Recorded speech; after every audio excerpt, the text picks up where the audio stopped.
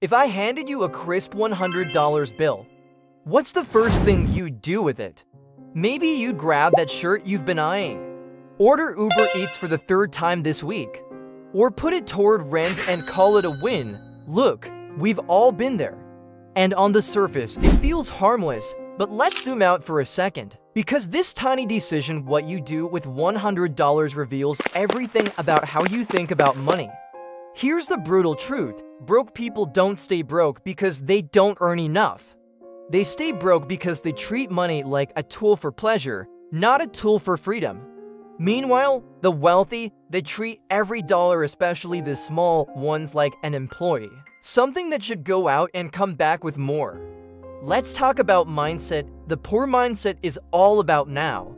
It's emotional, impulsive. It says, life is short, spend the money. It justifies Starbucks every day because you work hard. It scrolls through TikTok and ends up with 3 things in the cart that you didn't need an hour ago. We've all had these moments, especially when we're stressed, burnt out, or just bored. And let's be real, capitalism is great at keeping us stuck in that cycle. But here's the switch. Wealthy people delay gratification. They live by one rule: don't spend to feel rich, invest to get rich. It's not about being frugal or boring.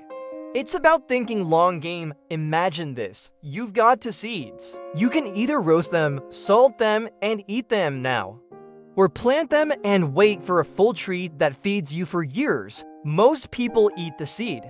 The rich plant it again and again until they've got an orchard. Let me break this down with some examples. Say you get $100. Poor mindset. Spend it on a night out. Buy something trendy that'll be men next week. Maybe it goes to delivery, impulse shopping, or a new subscription you'll forget to cancel. Rich mindset. Use $100 to flip something. Buy a course that teaches you a high-value skill like design, sales, or editing.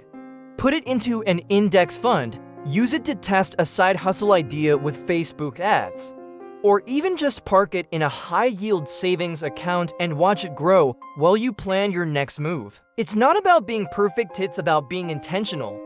Here's a real story. Alex, 22, started with $100 flipping old books from estate sales. Bought 10 books for $10 each. Sold most of them on Amazon for $25 to $30. That $100 turned into $270 in 2 weeks.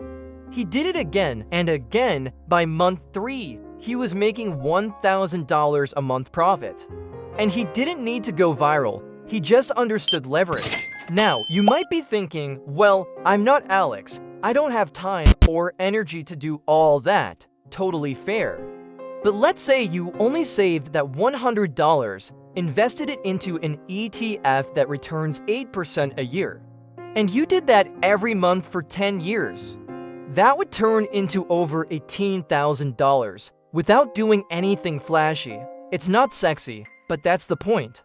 Wealth isn't about hype, it's about habits. Let us take it even further. What do wealthy thinkers do with $100 that others don't? They buy information, books, courses, mentorships. A $20 book that changes how you manage your money is worth way more than a $20 meal that lasts 15 minutes. They buy systems, budgeting tools, automation, calendar apps that save them time because time is wealth. They buy leverage. They invest in things that grow while they sleep: stocks, content, or code. Here's the irony. Most people think the rich are stingy. In reality, they just ask better questions. Instead of "Can I afford this?" they ask, "Will this make me wealthier or keep me stuck?" There's nothing wrong with spending money. But every dollar you spend today is a vote for the life you'll live tomorrow. So the question isn't, do I deserve this? The question is, do I deserve something better later? And trust me, you do. So what can you actually do today with your next $100? Let's get practical. Option 1, buy a digital skill course: copywriting, Notion templates, Canva design. You can learn and offer it as a service in 30 days. Option 2, buy inventory, flip thrifted clothes, sneakers, or books on Depop, eBay, or Amazon. Option 3, start a micro side hustle. Use $100 to run your first ad campaign for a freelance gig or digital product. Option 4. Invest in an ETF. Just one. Use Robinhood or Fidelity. Start small, but stay consistent. Option 5. Buy peace of mind. Use it to pay off a small debt or start your emergency fund. Financial stress kills ambition. Every one of those choices moves you forward. And that's the mindset shift. You're not just spending money, you're recasting a vote for the kind of person you're becoming. So next time $100 hits your account, ask yourself, do I want to feel rich today or actually become rich in the long run? Because the real flex isn't what you buy, it's the freedom to choose not to. And that starts with how you treat the small money. So what would you do with $100 right now? Drop it in the comments. And if you're serious about flipping your money mindset, smash that subscribe button. Every week, we break down real money moves that turn ordinary paychecks into extraordinary options. See you in the next one.